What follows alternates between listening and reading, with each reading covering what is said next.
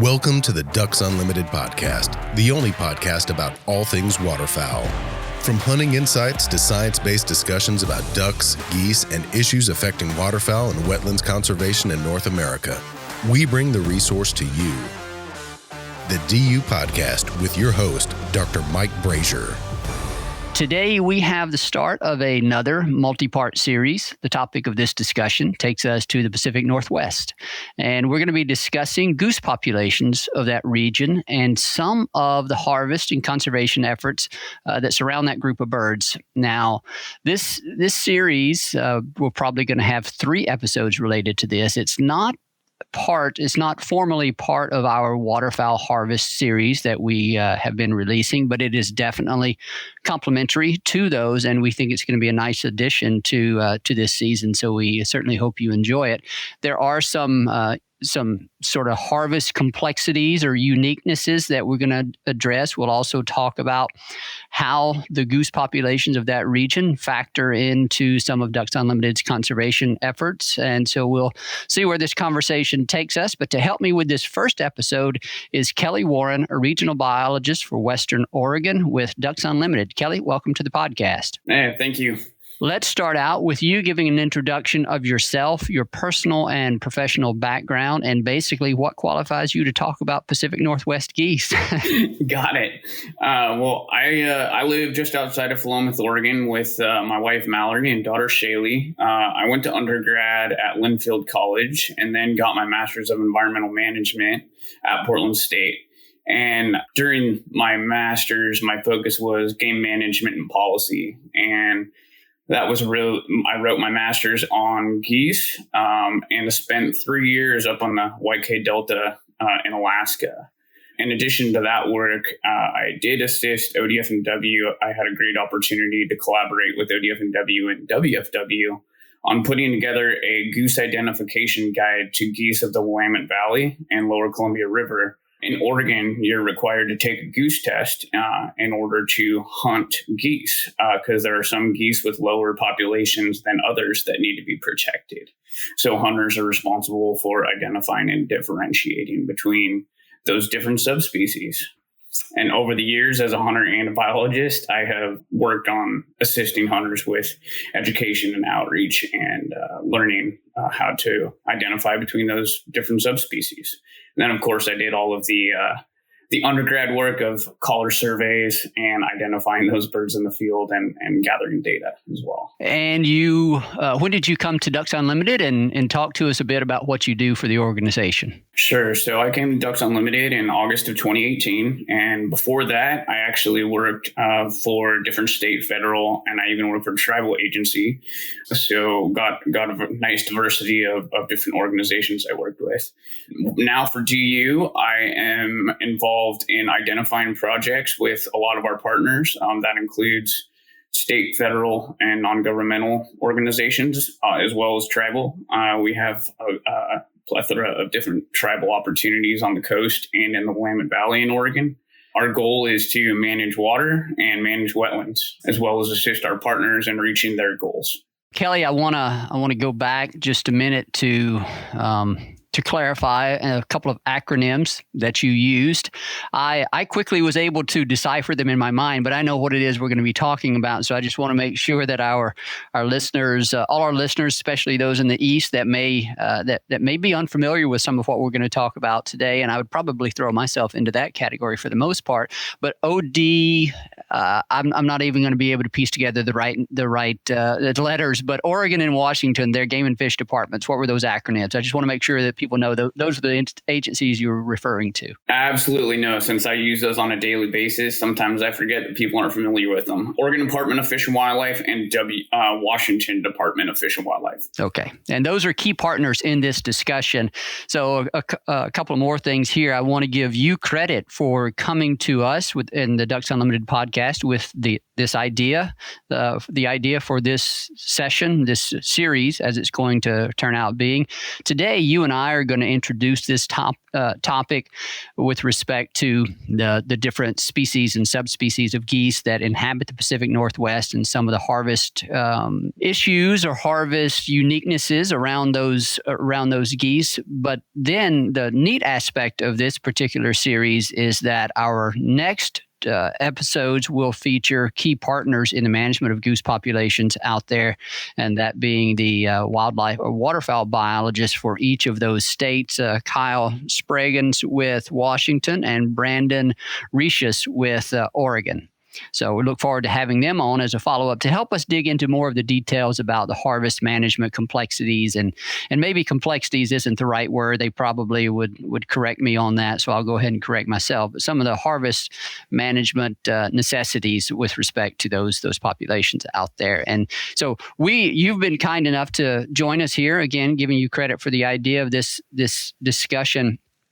Because of your experience hunting geese in the Pacific Northwest, you know what hunters should be aware of, have to be aware of with regard to hunting these species. And so I guess to start the conversation about the geese of the Pacific Northwest, it seems the necessary first thing is to make sure people are aware of all the different species and subspecies that we're going to be talking about. Let's start with the white-cheeked geese, the Canada geese and cackling geese. And I guess the very first thing I need to do is, I believe for the purpose of this conversation, we're going to be using let's call it the old nomenclature. There were some recent changes to the taxonomic nomenclature behind white-cheeked geese by the American Ornithological Society, where they identified Canada geese and cackling geese as two unique species, and then maybe some subspecies under that. Previously, I think they were all subspecies of the Canada geese, and I believe it's that former taxonomic designation that we still use in the Pacific Northwest to refer to these different goose populations. Is that correct? Yes. However, U.S. Fish and Wildlife Service has now, according to some of the other folks who are going to be on the podcast,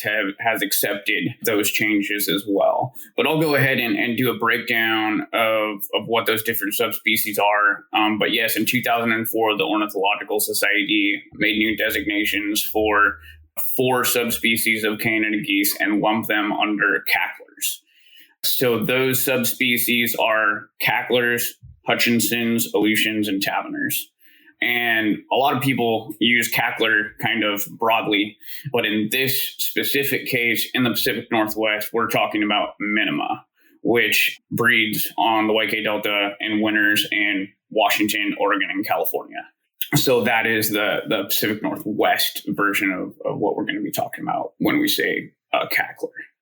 All right. So, Kelly, I'm going to ask you for a bit more clarity for folks like me that aren't as familiar with the white-cheeked geese taxonomy here and want to kind of dial into what we have in the Pacific Northwest. And I'm going to refer to a sort of field guide that you produced, I believe, in collaboration with the states. I believe you mentioned this already. But in that, and my understanding is it's being updated at this time as well. But in the previous version, or at least the current version that I saw, there were 7, if I remember correctly, 7 subspecies designations of Canada geese. Is that right? And kind of step through those just to make sure we check these off for the discussion. So, 7 subspecies are found here in the Pacific Northwest of white-cheeked geese.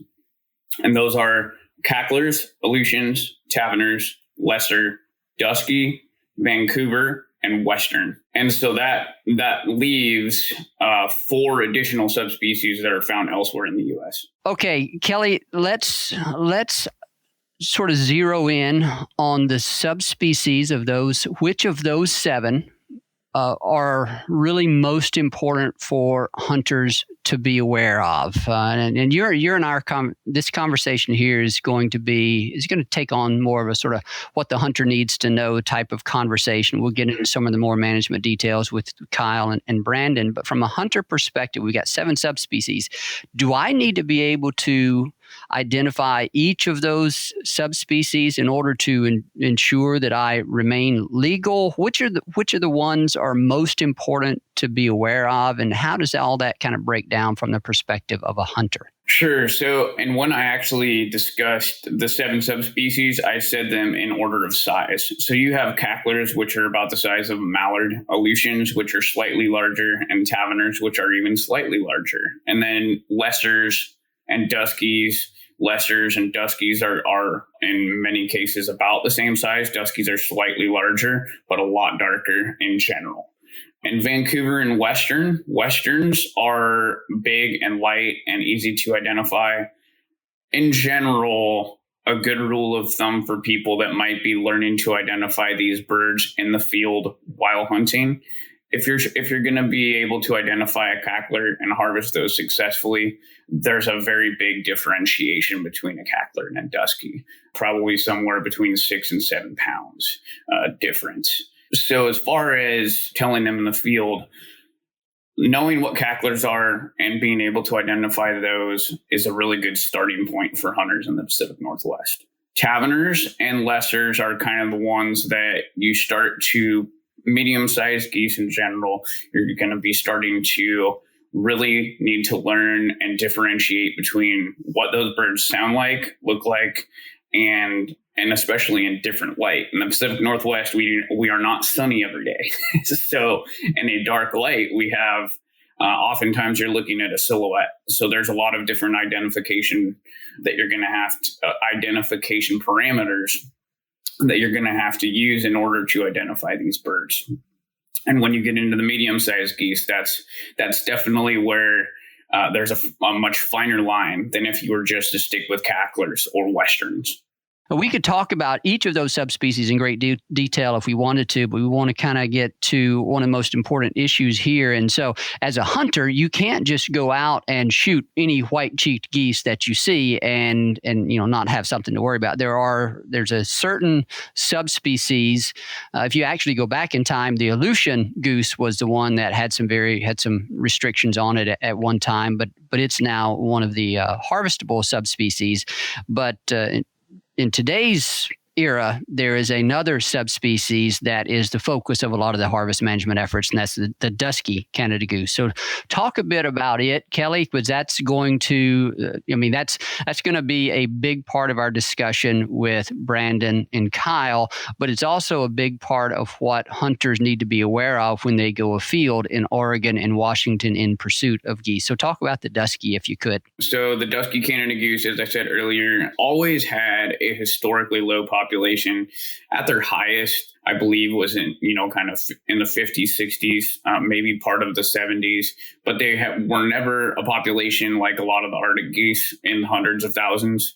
So when that earthquake disrupted their breeding area, that caused their population to decline over time and be more available to predators and predation. So in order to protect those birds, hunting restrictions were put in place. And I believe the permit zone, we call it the permit zone in Oregon and Washington, was formed in the early 90s. And its primary objective was to conserve the Dusky Canada goose. And in order to hunt geese in Oregon, you have to pass a test, and you are supposed to get 80% on that test to learn and know the basics of what to look for in Dusky Canada geese. And so you can actually go on ODF&W's or WFW's website and take that test if you're going to be coming out and hunting in Oregon. You're required to have that permit. So hence the permit zone is what they called it. So Dusky Canada geese, back in the day when the permit zone was formed, you had to take all of your harvested geese into a check station and have them measured.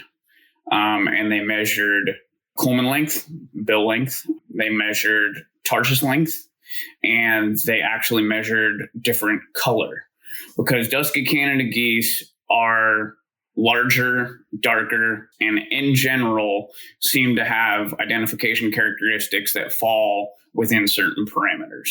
And those parameters were a bill or culmen length of 40 millimeters.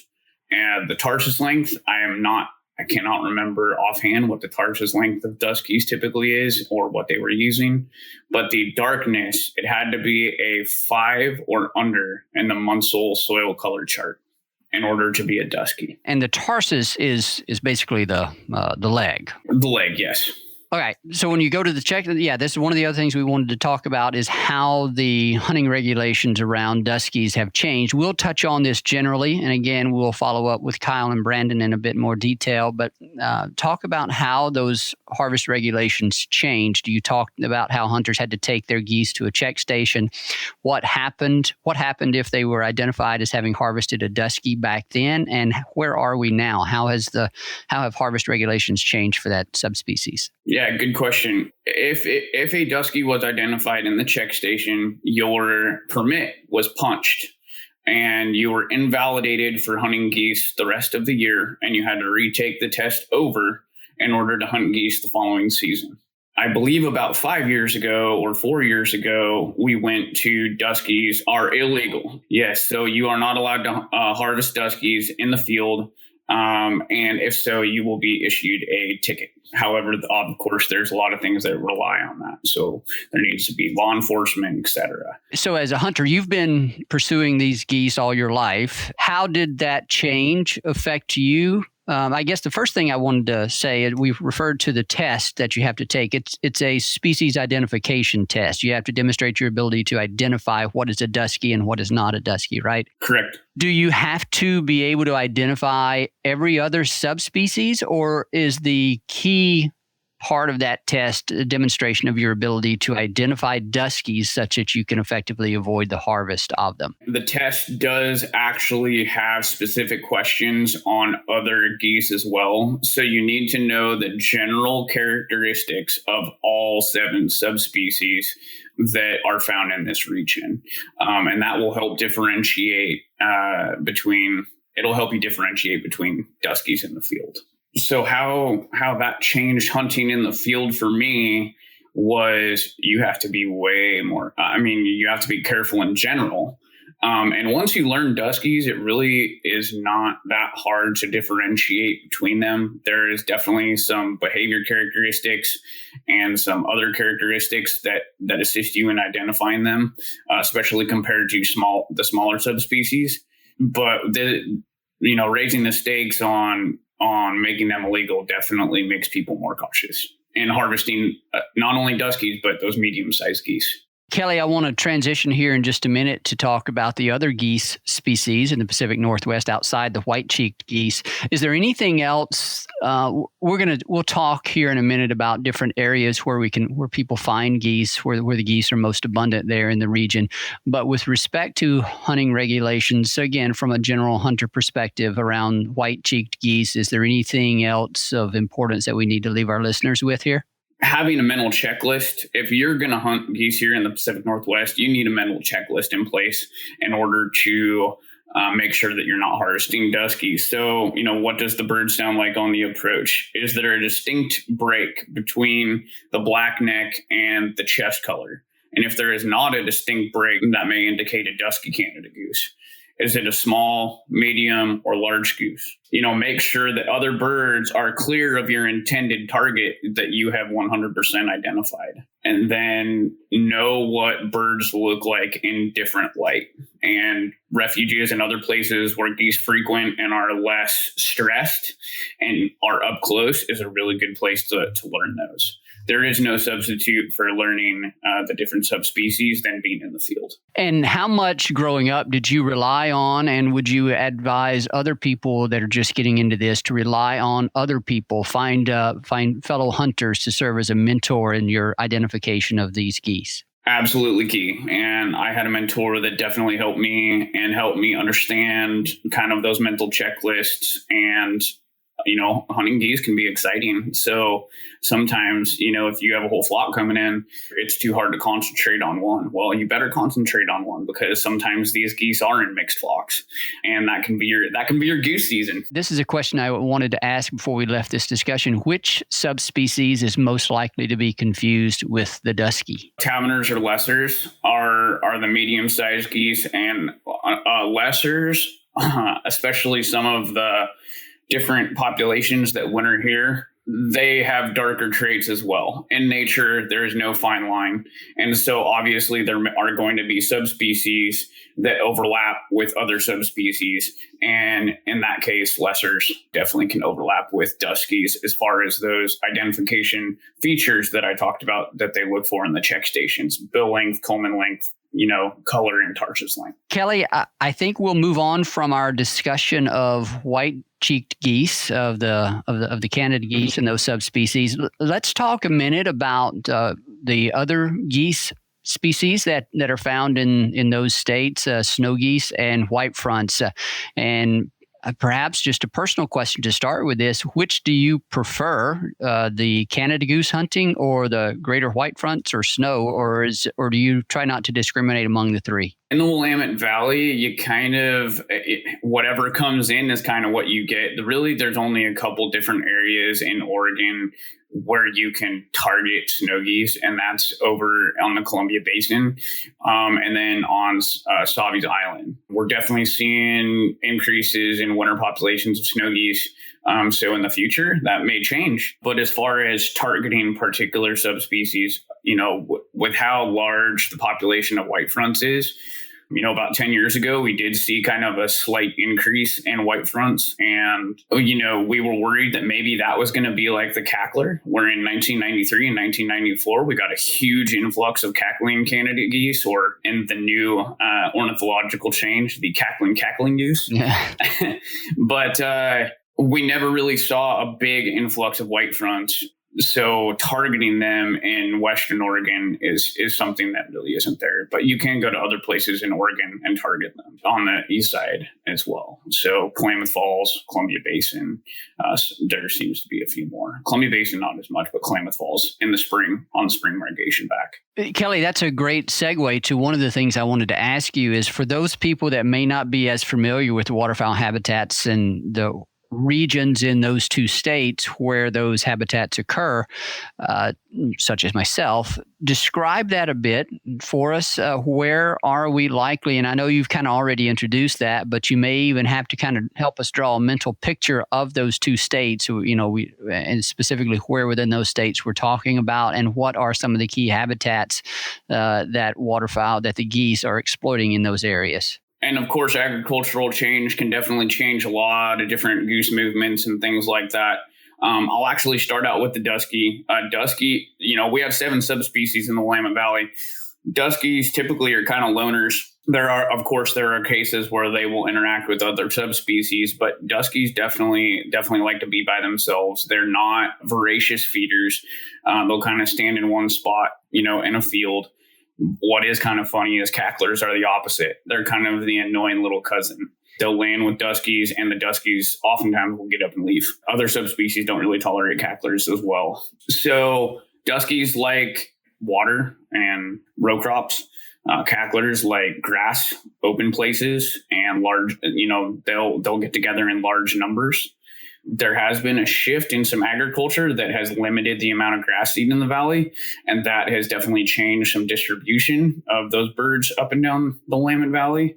And then as far as snow geese go, there's been populations that have been popping up in eastern Washington, in the Columbia Basin, and kind of central Columbia Basin near Hermiston. There's been some snow geese popping up in that region, but that kind of falls in line with a lot of the population increases that are happening in the snow geese populations north of us. And then Klamath, that's huge staging area, especially during spring migration for white fronts and snow geese and pintails. That's where a lot of our pintail population goes as well.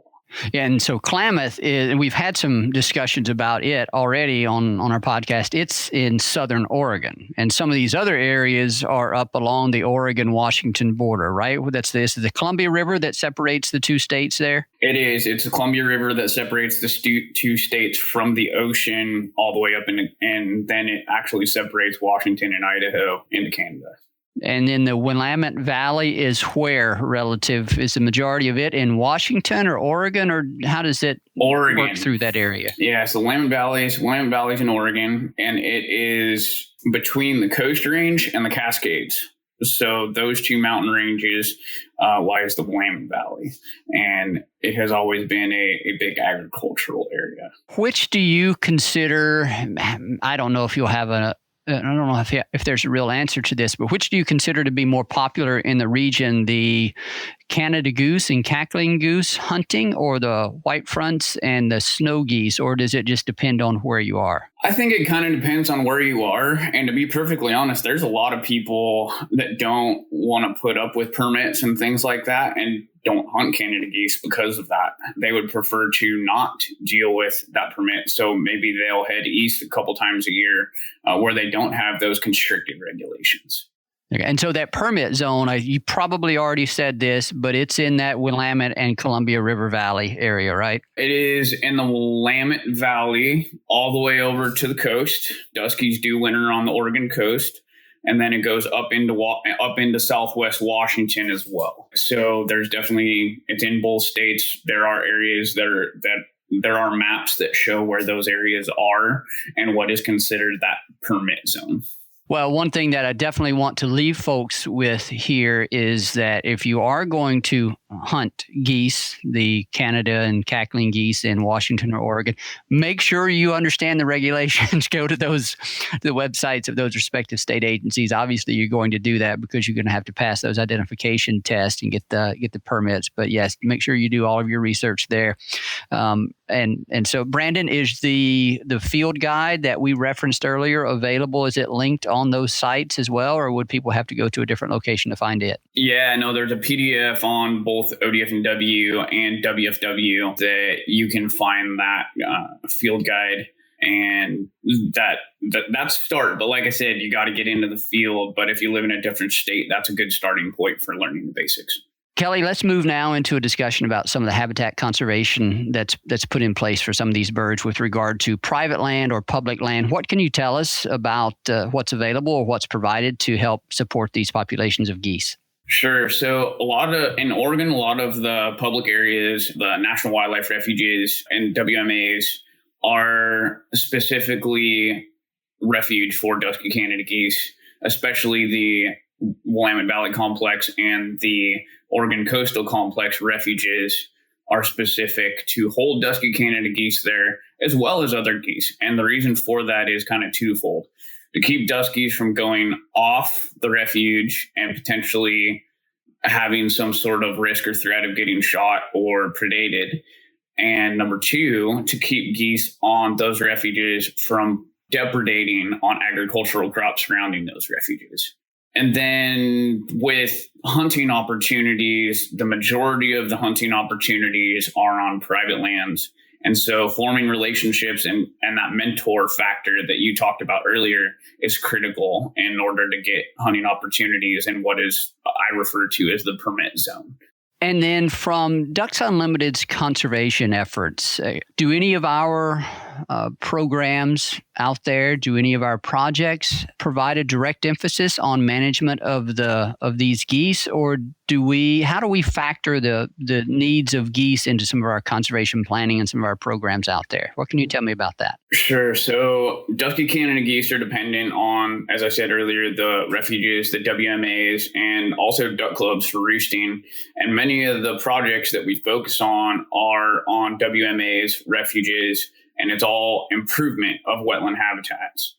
Right now, with a lot of the agricultural changes, that has decreased the amount of habitat and availability, which is directly resulting in kind of concentrating a lot of those geese into areas within the Willamette Valley. We follow the lead of a lot of our partners when it comes to U.S. Fish and Wildlife Service Refuge, U.S. Fish and Wildlife Service Migratory Birds, Oregon Department of Fish and Wildlife. If their focus is on geese and goose management, they inform the work that we do for conservation and what projects we might even pick or work on to benefit that goose habitat.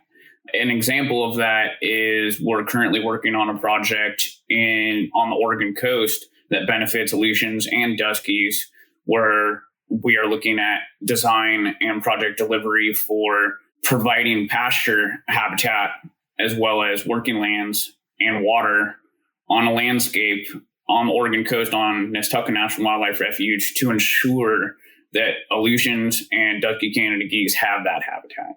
In the West, water is one of our biggest struggles. There's a lot of efforts by our partners, the state and federal agencies, focusing water and water needs with habitat as well as migratory birds. It's critical.